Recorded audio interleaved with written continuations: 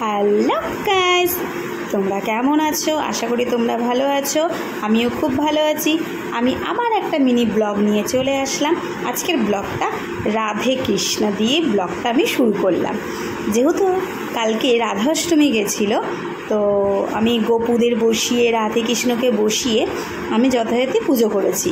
তো তোমরাই বলো তো আমার পুজোটা কি ভালো হয়েছে? তোমরা একটু প্লিজ কমেন্ট করে জানিও।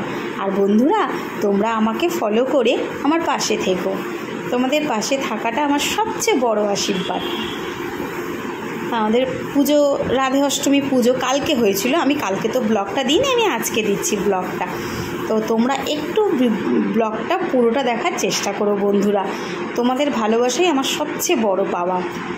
এইভাবে আমাকে ফলো করে আমার পাশে থেকো, কেমন বন্ধুরা? তো যথারীতি পুজো হয়ে গেছে, নমস্কারও করেছি সবাই মিলে এক এক করে। যে ভাইয়ের বউ করলো, এবার মা করবে।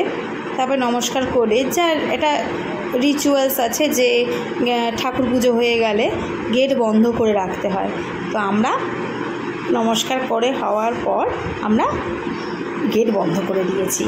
তো তোমরাও কি রাধা অষ্টমী করেছো ফ্রেন্ডস? কমেন্টে জানিও। বাই বাই, ভালো থাকো, সুস্থ থাকো, আর আমার ব্লগ দেখে যাও। টাটা।